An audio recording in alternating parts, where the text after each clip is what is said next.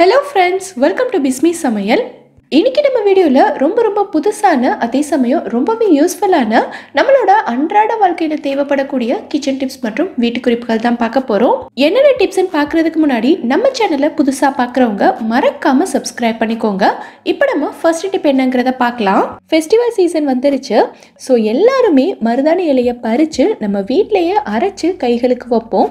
அந்த மாதிரி வைக்கும்போது நிறைய பேரோட கம்ப்ளைண்ட் என்னன்னா மருதாணி செவக்கவே மாட்டேங்குதுன்னு சொல்றீங்க. ஸோ எப்படிப்பட்ட மருதாணி இலையாக இருந்தாலும் பரவாயில்ல, உங்கள் கையில் நல்ல செக்க செவேல்னு செவக்கணும்னா இப்போ நான் சொல்கிற மாதிரி நீங்கள் அரைச்சி வைங்க. கையிலையும் சரி நகத்துலேயும் சரி சூப்பராக செவக்கும். ஃபஸ்ட்டு நீங்கள் மருதாணி இலையை பறித்ததுக்கப்புறமா அதில் இருக்கக்கூடிய குட்டி குட்டி காம்பு அப்புறம் பூச்சி இலை எல்லாத்தையும் கம்ப்ளீட்டாக ரிமூவ் பண்ணிடணும். காம்பு காஞ்ச இலையெல்லாம் இருந்ததுன்னா மருதாணி செவக்காது. அடுத்து இந்த இலையை நம்ம நல்லா கழுவி எடுத்துக்கலாம். இந்த மருதாணி செடி ரோட்டுக்கு மேலே இருந்ததுனால ரொம்ப பொழுதியாக இருக்குது. நீங்கள் வீட்டு தோட்டத்தில் தான் வச்சுருந்தீங்க அப்படின்னா லைட்டாக அலசி எடுத்துக்கோங்க. எவ்வளோ தூசியாக இருக்குது பாருங்கள். அடுத்து ஒரு சின்ன மிக்ஸி ஜார் எடுத்துகிட்டு இந்த இலையை நம்ம அரைச்சிடலாம். மொத்தமாக இலையை போடக்கூடாது, கொஞ்சம் கொஞ்சமாக சேர்த்து தான் நம்ம அரைக்கணும். மொத்தமாக போட்டுட்டோம் அப்படின்னா இலை நமக்கு அரைப்படாது. இது கூடவே நான் கொஞ்சமாக புளி சேர்த்துக்கிறேன். இவ்வளோ மருதாணிக்கு இந்த அளவுக்கு புளி போதுமானதாக இருக்கும். ஃபஸ்ட்டு தண்ணி எதுவுமே சேர்க்காம லைட்டாக இந்த மாதிரி சுற்றி எடுத்துக்கோங்க. நமக்கு தேவைப்பட்டுச்சுன்னா மட்டும்தான் தண்ணி சேர்க்கணும். அடுத்து நான் இன்னும் கொஞ்சம் இலை சேர்த்துக்கிறேன். ரொம்ப கம்மியாக இருந்ததுனாலும் நமக்கு சரியாக அரைப்படாது. இந்த புளி சேர்த்து அரைச்சாலே போதும், மருதாணி சூப்பராக செவக்கும். நான் புளி சேர்த்து அரைச்சி பார்த்துட்டேன், அப்படியும் மருதாணி எனக்கு செவக்கலைன்னு நினைக்கிறவங்க மட்டும் இது கூட 2 கிராம்பு சேர்த்துக்கோங்க. புளியும் கிராம்பும் சேர்த்து அரைக்கும் போது கலர் சூப்பராக இருக்கும். தண்ணி சேர்க்கும் போது ரொம்ப சேர்த்துறாம ஒரு டீஸ்பூனாக சேர்த்து இந்த அளவுக்கு அரைச்சி எடுத்துக்கோங்க. மருதாணி ரொம்ப தண்ணியாக இருந்தாலும் செவக்காது, இந்த அளவுக்கு திக்னஸ் இருக்கணும். இன்னொரு முக்கியமான விஷயம் என்னென்னா மருதாணியை அரைச்ச உடனேயே வைக்கக்கூடாது. அரைச்சி ஒரு கிண்ணத்துக்கு மாற்றிட்டு அதை 1 மணி நேரத்துக்கு அப்படியே விட்டுருங்க.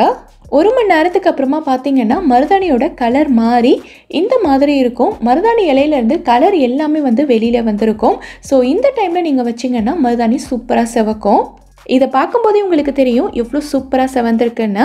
இதோட கலரே ரொம்ப ரெஃப்ரெஷிங்காக இருக்கும். ஸோ நீங்களும் இதே மாதிரி ட்ரை பண்ணி பாருங்கள். பொதுவாகவே நம்ம சப்பாத்திக்கு கோதுமை மாவெல்லாம் பிசையும்போது பார்த்திங்கன்னா நிறைய பேருக்கு தண்ணியோட அளவு தெரியாமல் நிறைய தண்ணி ஊற்றி லூஸாக பிசைஞ்சிருவாங்க. அப்படி இல்லைனா ரொம்ப கம்மியாக தண்ணி ஊற்றி நல்லா டைட்டாக பிசைஞ்சிருப்பாங்க.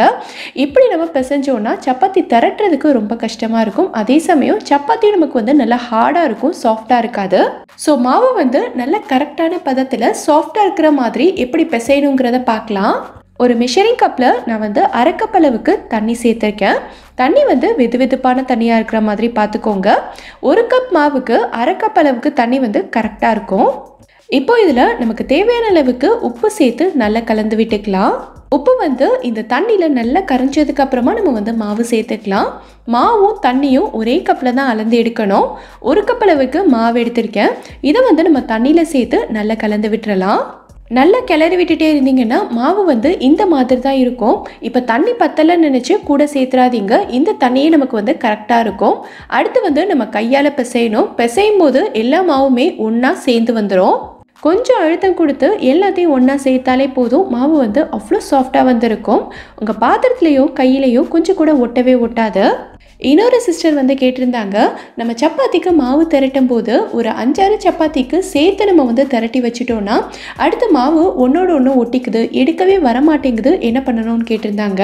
நான் ஏற்கனவே நம்ம வீடியோவில் சொல்லியிருந்தேன். ஸோ பார்க்காதவங்களுக்காக இப்போ சொல்கிறேன். நீங்கள் கொஞ்சம் கூட டென்ஷனே ஆக வேண்டாம்.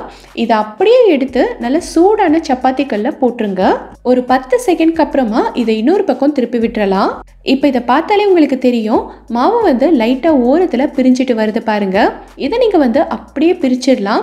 இந்த மாதிரி செய்யும்போது உங்களுக்கு மாவு கொஞ்சம் கூட பிஞ்சே வராது. நீங்கள் எப்படி திரட்டி வச்சிங்களோ அதே மாதிரி சூப்பராக வரும். அடுத்து நீங்கள் எப்பயும் போல் சப்பாத்தி சுட்டுக்கலாம். இன்றைக்கி நான் 2 மாவும் ஒன்றோட ஒன்று ஒட்டினதை செஞ்சு காட்டியிருக்கேன். இதே மாதிரி தான் 5-6 மாவும் ஒன்றோட ஒன்று ஒட்டினாலும் நீங்கள் இதே ப்ராசஸை செஞ்சு எல்லாத்தையுமே தனித்தனியாக ஈஸியாக பிரித்து எடுத்துடலாம். இந்த டிப் உங்களுக்கு யூஸ்ஃபுல்லாக இருந்ததுன்னா நம்ம வீடியோவை லைக் பண்ணிக்கோங்க. இப்போ நம்ம அடுத்த டிப் என்னங்கிறத பார்க்கலாம். பொதுவாக நம்ம வீட்டில் கண்ணாடி எல்லாம் க்ளீன் பண்ணணும்னா நிறைய பேர் வந்து கிளாஸ் கிளீனர் வச்சு ஸ்ப்ரே பண்ணி தான் துடைப்பாங்க. சப்போஸ் உங்ககிட்ட கிளாஸ் கிளீனர் இல்லைன்னா இந்த கண்ணாடியை நல்லா பளிச்சுன்னு புதுசாக மாதிரி க்ளீன் பண்ணுறதுக்கு என்ன பண்ணணுங்கிறத நான் சொல்கிறேன். இந்த மாதிரி ஒரு க்ளீனான காட்டன் துணி எடுத்துக்கோங்க. உங்ககிட்ட மைக்ரோஃபைபர் கிளாத் இருந்ததுன்னா ரொம்பவே பெஸ்ட்டாக இருக்கும். இதுக்கு நம்ம யூஸ் பண்ண போகிறது பார்த்திங்கன்னா சானிடைசர் தான். எல்லார் வீட்லேயுமே கண்டிப்பாக சானிடைசர் இருக்கும். ஸோ இதை வந்து துணியில் நம்ம கொஞ்சமாக ஸ்ப்ரே பண்ணிக்கலாம். உங்கள் கண்ணாடியோட அளவுக்கு ஏற்ற மாதிரி நீங்கள் சானிடைசரை ஸ்ப்ரே பண்ணிக்கோங்க. இப்போ இதை வச்சு கண்ணாடி ஃபுல்லாகவே நல்லா தொடச்சி விட்டுருங்க. நான் துடைக்கும் போதே உங்களுக்கு நல்ல டிஃப்ரென்ஸ் தெரியும்னு நினைக்கிறேன். இந்த மாதிரி நீங்கள் துடைக்கும் போது கண்ணாடி வந்து நல்லா பளிச்சுன்னு புதுசு மாதிரி இருக்கும். நீங்கள் எத்தனை மெத்தட் ட்ரை பண்ணியிருந்தாலும் பரவாயில்ல, இந்த மெத்தடில் ஒரே ஒரு தடவை க்ளீன் பண்ணி பாருங்கள். இனி எப்போவுமே இதே தான் செய்வீங்க. அந்தளவுக்கு க்ளீனாக இருக்கும். நீங்கள் ட்ரை பண்ணி பாருங்கள். இது யூஸ்ஃபுல்லாக இருந்ததுன்னா எனக்கு கமெண்ட்டில் சொல்லுங்கள். இப்போ நம்ம அடுத்த டிப் என்னங்கிறத பார்க்கலாம். நம்ம வீட்டில் இருக்கிற கத்தியெல்லாம் பார்த்தீங்கன்னா நாளாக இதோட ஷார்ப்னஸ் வந்து குறைஞ்சி போயிடும். நீங்கள் நிறைய வீடியோவில் பார்த்துருப்பீங்க. இந்த கத்தியை ஷார்ப் பண்ணுறதுக்கு ஒரு செராமிக் கப்போட பேக் சைடில் வச்சு தேய்ச்சா நல்ல ஷார்ப் ஆயிரும்னு சொல்லியிருப்பாங்க. ஸோ ஒரு சிஸ்டர் வந்து நம்ம கமெண்ட்டில் கேட்டிருந்தாங்க, அந்த செராமிக் கப்பில் வச்சு ஷார்ப் பண்ணுற மெத்தட் சுத்தமாக ஒர்க் அவுட்டே ஆகலை, நீங்கள் வந்து வேறு ஏதாவது டிப் இருந்தால் சொல்லுங்கக்கான ஒரு சூப்பரான ஈஸியான ஐடியா இருக்குது. இதுக்கு நமக்கு தேவையானது பார்த்திங்கன்னா சாண்ட் பேப்பர் தான். அதாவது உப்பு தாள்னு சொல்லுவாங்கள்ல, அதுதான் நம்ம வந்து யூஸ் பண்ண போகிறோம். இவ்வளோ பெரிய பேப்பர் நமக்கு தேவைப்படாது. இதுலேருந்து ஒரு சின்ன பீஸ் மட்டும் கட் பண்ணி எடுத்துக்கிட்டால் போதும். இப்போ இதில் இருக்க சொரசொரப்பான சைடில் நம்ம கத்தியை வச்சு நல்லா தேய்ச்சி விட்டுறலாம். எந்த அளவுக்கு வேகமாக அழுத்தி தேய்க்க முடியுமோ அந்த அளவுக்கு தேய்ச்சிக்கோங்க. ஒரே இடத்துல வச்சு தேய்ச்சிட்டு இருக்காம உப்புத்தாளோட மற்ற இடத்துலையும் கொஞ்சம் தள்ளி தள்ளி வச்சு தேய்ங்க. ஏன்னா ஒரே இடத்துல தேய்க்கும் போது அந்த இடம் சாஃப்ட் ஆயிரும். ஸோ சொரசொரப்பாக இருந்தால் தான் கத்தி வந்து நமக்கு நல்ல ஷார்ப்பாகும். ஸோ தள்ளி தள்ளி வச்சு தேய்ங்க. இந்த மாதிரி நீங்கள் செய்யும் போது கொஞ்சம் நேரத்திலேயே கத்தி வந்து நல்ல ஷார்ப்பாயிரும். ஸோ கண்டிப்பாக ட்ரை பண்ணி பாருங்க. இந்த டிப் உங்களுக்கு யூஸ்ஃபுல்லாக இருந்ததுன்னா நம்ம சேனலை சப்ஸ்கிரைப் பண்ணிக்கோங்க. இப்போ நம்ம அடுத்த டிப் என்னங்கிறத பார்க்கலாம். நிறைய பேர் வந்து கரம் மசாலா எப்படி செய்யறதுன்னு கேட்டிருந்தீங்க. ஸோ கரம் மசாலா செய்யறதுக்காக வந்து ஒரு பேனை சூடு பண்ணியிருக்கேன். பேன் வந்து ரொம்ப சூடாக இருக்கக்கூடாது, ரொம்ப மிதமான சூடில் இருந்தாலே போதும். 3 டேபிள் ஸ்பூன் அளவுக்கு பட்டை எடுத்திருக்கேன். பட்டை வந்து இந்த மாதிரி சுருள் பட்டையாக இருக்கிறதா பார்த்து எடுத்துக்கோங்க. சுருள் பட்டை எடுத்தீங்கன்னா தான் உங்களுக்கு ஃப்ளேவர் வந்து ரொம்ப நல்லாயிருக்கும். சின்ன சின்ன பீசஸாக உடச்சி எடுத்திருக்கேன். இதை பேனில் சேர்த்துடலாம். அடுத்து வந்து 2 டேபிள் ஸ்பூன் அளவுக்கு கிராம்பு எடுத்திருக்கேன். கிராம்பில் பார்த்தீங்கன்னா சின்னதாக ஒரு மொட்டு இருக்கும். அதுதான் இந்த கிராம்புலையே அதிகமான ஃப்ளேவர் கொடுக்கக்கூடியது. ஸோ அது உடையாத மாதிரி பார்த்து எடுத்துக்கோங்க. அடுத்து 2 டேபிள் ஸ்பூன் அளவுக்கு ஏலக்காய் சேர்த்துக்கிறேன். அடுத்து ஒரு 5-6 ஸ்டார் அனீஸ், அதாவது அன்னாசி பூன்னு சொல்லுவாங்கல்ல, அதை வந்து சின்ன சின்னதாக உடச்சி வச்சுருக்கேன். இதை நம்ம சேர்த்துக்கலாம். 2 பீஸ் கல்பாசி எடுத்திருக்கேன், இதையும் சேர்த்துக்கலாம். 1 டேபிள் ஸ்பூன் அளவுக்கு மிளகு, 1 டீஸ்பூன் சோம்பு, 1 டீஸ்பூன் சீரகம், ஒரே ஒரு பீஸ் வந்து ஜாதி பத்திரி சேர்த்துருக்கேன். இது உங்ககிட்ட இருந்தால் சேர்த்துக்கலாம், இல்லைன்னா ஸ்கிப் பண்ணிக்கோங்க. கடைசியாக 4-5 பிரியாணி இலை சேர்த்துட்டு இது எல்லாத்தையும் நம்ம வந்து வறுத்துக்கலாம். ஸ்டவ்வை வந்து ரொம்ப கம்மியான நெருப்பில் வச்சு வறுத்துக்கோங்க, இல்லைன்னா நம்ம சேர்த்த பொருட்கள் எல்லாமே தீஞ்சிரும்.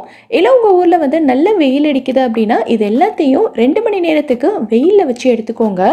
கை பொறுக்கிற சூடில் வந்ததுக்கப்புறமா இதை வேறொரு பிளேட்டுக்கு மாற்றிட்டு மறுபடியும் அதே பேன்லேயே 3 டேபிள் ஸ்பூன் அளவுக்கு முழு மல்லி சேர்த்து இதையும் நல்லா வறுத்துட்டு வேறொரு பிளேட்டில் மாற்றி ஆற விட்டுக்கலாம். நல்லா ஆறுனதுக்கு அப்புறமா ஒரு சின்ன மிக்ஸி ஜாரில் மாற்றி நல்லா பவுடர் பண்ணி எடுத்துட்டிங்கன்னா சூப்பரான கரம் மசாலா வந்து உங்களுக்கு ரெடி ஆயிரும். இதை வந்து நீங்கள் ஒரு பாட்டிலில் போட்டு ஸ்டோர் பண்ணிக்கிட்டிங்கன்னா 6 மாதம் வரைக்கும் யூஸ் பண்ணிக்கலாம். ட்ரை பண்ணி பாருங்கள். எல்லாரும் தீபாவளி பலகாரம் செய்கிறதுக்கு ஸ்டார்ட் பண்ணியிருப்பீங்க. பொதுவாக நம்ம வந்து தட்டையெல்லாம் செய்யும்போது பார்த்திங்கன்னா நல்லா கிறிஸ்பியாக வரணுங்கிறதுக்காக எண்ணெயை வந்து நல்லா சூடு பண்ணிவிட்டு மாவில் சேர்த்து செய்வோம். அந்த மாதிரி நம்ம சூடான எண்ணெய் சேர்க்கும் போது அந்த பலகாரத்தை ரொம்ப நாளைக்கு வச்சுருக்க முடியாது. அதில் வந்து ஒரு மாதிரியான சிக்கு வாடை வர ஆரம்பிச்சிடும். ஸோ தட்டை வந்து நம்ம நிறைய நாளைக்கு ஸ்டோர் பண்ணி வச்சுருந்தாலும் சிக்கு வாடை வராமல் இருக்கணும். அதே சமயம் நல்ல கிறிஸ்பியாகவும் வரணும்னா சூடான எண்ணெய்க்கு பதிலாக இப்போ நான் சொல்கிற ஒரு பொருளை சேர்த்து செஞ்சு பாருங்கள். நீங்கள் எப்போவுமே என்னென்ன பொருள் எல்லாம் சேர்ப்பீங்களோ எல்லாத்தையும் சேர்த்துட்டு சூடான எண்ணெய்க்கு பதிலாக 1 டேபிள் ஸ்பூன் அளவுக்கு பட்டர் சேர்த்துக்கோங்க. பட்டர் வந்து உருக்கி சேர்க்கணுங்கிற அவசியம் கிடையாது, ரூம் டெம்பரேச்சரில் இருந்தாலே போதும். இது எல்லாத்தையும் மாவோடு சேர்த்து நல்லா கலந்து விட்டதுக்கு அப்புறமா நீங்கள் வந்து எப்பயும் போல் தண்ணி ஊற்றி பிசைஞ்சிக்கலாம். இந்த தட்டையை பரத்துறதுக்காக நம்ம எப்போவுமே ஒரு பிளாஸ்டிக் கவரில் எண்ணெய் தேய்ச்சி தான் பரத்துவோம் இல்லையா? நான் இன்னைக்கு வந்து இதுக்கு ஆடி எக்கோபேக்கோட குக்கிங் அண்ட் பேக்கிங் பேப்பர் எடுத்திருக்கேன். இதில் வந்து நம்ம எண்ணெய் தடவ வேண்டிய அவசியமே கிடையாது. ஒட்டாமல் சூப்பராக வரும். நல்லா மெல்லிசா பரத்திட்டு ஒரு ஃபோர்க் வச்சு அங்கங்கே லைட்டாக குத்தி விட்டிங்கன்னா இது வந்து பூரி மாதிரி பொங்காமல் நல்லா ஃப்ளாட்டாக வரும். பட்டர் சேர்த்து செய்கிறதுனால நல்ல கிறிஸ்பியாக இருக்கும். அதே சமயம் இதை வந்து நீங்கள் 1 மாதம் வரைக்கும் ஸ்டோர் பண்ணி வச்சு யூஸ் பண்ணிக்கலாம். இதில் கொஞ்சம் கூட சிக்க வாடை வரவே வராது. இதை கண்டிப்பாக ட்ரை பண்ணி பாருங்கள். இந்த டிப் உங்களுக்கு யூஸ்ஃபுல்லாக இருந்துச்சுன்னா நம்ம சேனலை சப்ஸ்கிரைப் பண்ணிக்கோங்க. இப்போ நம்ம அடுத்த டிப் என்னங்கிறத பார்க்கலாம். இந்த டிப் பார்த்தீங்கன்னா நம்ம கடைசியாக போட்டிருந்த வீடியோவோட கமெண்ட்டில் ஒரு சப்ஸ்கிரைபர் சிஸ்டர் கேட்டிருந்தாங்க. இப்போ இருக்க இந்த மழை நேரத்தில் நம்ம வீட்டில் இருக்கிற உப்பெல்லாம் பார்த்தீங்கன்னா ஒரு மாதிரி கட்டி கட்டியாக தண்ணி விட்ட மாதிரி ஆயிடுது. இந்த தண்ணி விட்ட உப்பை வந்து நமக்கு யூஸ் பண்ண முடியல, வேஸ்ட் ஆகிற மாதிரி இருக்குது. ஸோ இந்த மாதிரி ஆகாமல் இருக்கிறதுக்கு என்ன பண்ணணும்னு சொல்லுங்கக்கான இந்த மாதிரி ஒரு டிஷ்யூ எடுத்துகிட்டு உங்கள் டப்பாவோட சைஸ்க்கு ஏற்ற மாதிரி மடிச்சுக்கோங்க. உங்கள் வீட்டில் இந்த மாதிரி டிஷ்யூ இல்லைன்னாலும் பரவாயில்ல, ஏதாவது ஒரு எழுதாத பேப்பர் இருந்ததுன்னா அதை எடுத்துகிட்டு இந்த மாதிரி மடித்து டப்பாவோட அடியில் வச்சுருங்க. இப்போது இது மேலே நம்ம வந்து உப்பு கொட்டிக்கலாம்.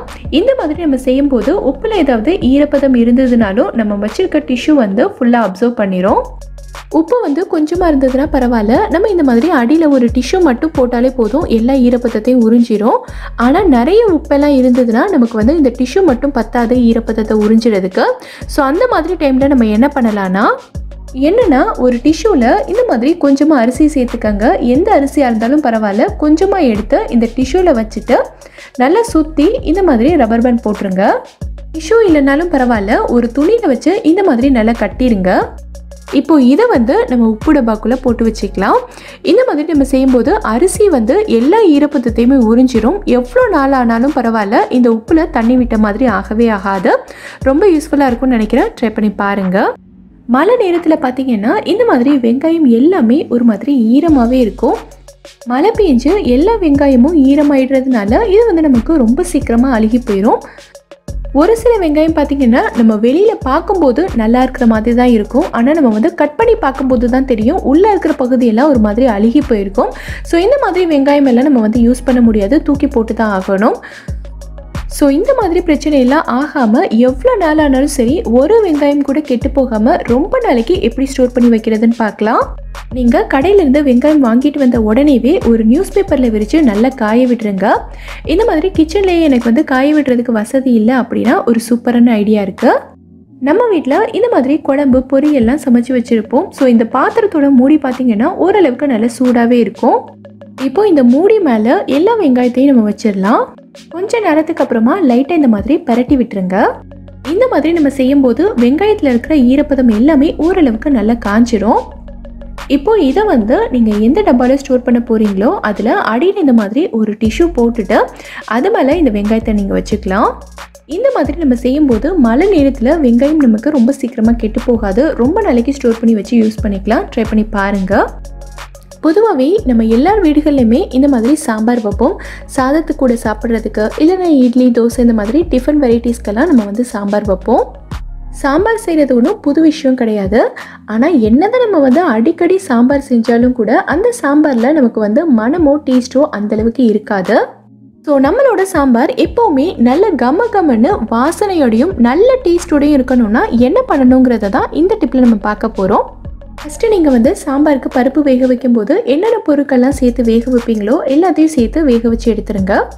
நான் இன்றைக்கி வந்து குக்கரில் தான் சாம்பார் செஞ்சுருக்கேன். சிலர் வந்து பருப்பு மட்டும் குக்கரில் வேக வச்சு எடுத்துகிட்டு மறுபடியும் இன்னொரு பாத்திரம் வச்சு காயெல்லாம் வேக வச்சு சாம்பார் செய்வாங்க. எந்த மாதிரி செஞ்சாலுமே ஓகே தான். சாம்பார் செஞ்சு நீங்கள் இறக்கும்போது கடைசியாக இதில் நம்ம ஒரே ஒரு பொருள் சேர்த்துட்டு இறக்குனா போதும். என்னங்கிறத இப்போ பார்க்கலாம். சாம்பாரில் கடைசியாக நம்ம சேர்க்க போகிறது பார்த்திங்கன்னா பெருங்காயத்தூள் தான். இந்த பெருங்காயத்தூள் வந்து நம்ம சாம்பாருக்கு பருப்பு வேக வைக்கும்போது அதோடையும் சேர்த்துருப்போம். அந்த டைமில் கொஞ்சமாக சேர்த்துட்டு இப்போ கடைசியாக எப்படி சேர்க்கணுங்கிறத நான் சொல்கிறேன். கொஞ்சமாக பெருங்காயத்தூள் எடுத்துட்டு அது கூடவே 1 டேபிள் ஸ்பூன் அளவுக்கு தண்ணி சேர்த்துட்டு இந்த மாதிரி நல்லா கலந்து விட்டுருங்க. இப்போ சாம்பாரெல்லாம் பார்த்திங்கன்னா இந்த அளவுக்கு நல்லா கொதிச்சு ரெடி ஆயிடுச்சு. இப்போ நம்ம ஸ்டவ் ஆஃப் பண்ணுறதுக்கு முன்னாடி நம்ம கரைச்சி வச்சுருக்க பெருங்காயத்தை இதில் சேர்த்துட்டு நம்ம ஒரு தடவை நல்லா கலந்து விட்டுட்டு ஸ்டவ் ஆஃப் பண்ணிக்கலாம். இந்த மாதிரி நம்ம செய்யும்போது சாம்பார் பார்த்திங்கன்னா நல்ல கமன்னு வாசனையாக இருக்கும். இதோட டேஸ்ட்டுமே ரொம்ப சூப்பராக இருக்கும். ட்ரை பண்ணி பாருங்கள். இந்த வீடியோவில் நான் சொல்லியிருக்க எல்லா டிப்ஸுமே உங்களுக்கு ரொம்பவே யூஸ்ஃபுல்லாக இருக்கும்னு நினைக்கிறேன். எந்த டிப் உங்களுக்கு ரொம்ப யூஸ்ஃபுல்லாக இருந்ததுங்கிறத கீழே இருக்க கமெண்ட்டில் எனக்கு சொல்லுங்கள். இந்த வீடியோ உங்களுக்கு பிடிச்சிருந்தா லைக் பண்ணுங்க, உங்க ஃப்ரெண்ட்ஸ் உங்க ஃபேமிலி மெம்பர்ஸ் கூட இந்த வீடியோவை ஷேர் பண்ணுங்க. மறக்காம நம்ம பிஸ்மி சமையலுக்கு சப்ஸ்கிரைப் பண்ணிட்டு பக்கத்துல இருக்கக்கூடிய பெல் ஐக்கானை கிளிக் பண்ணி அதுல ஆல் ஆப்ஷனையும் செலக்ட் பண்ணுங்க. தேங்க்யூ.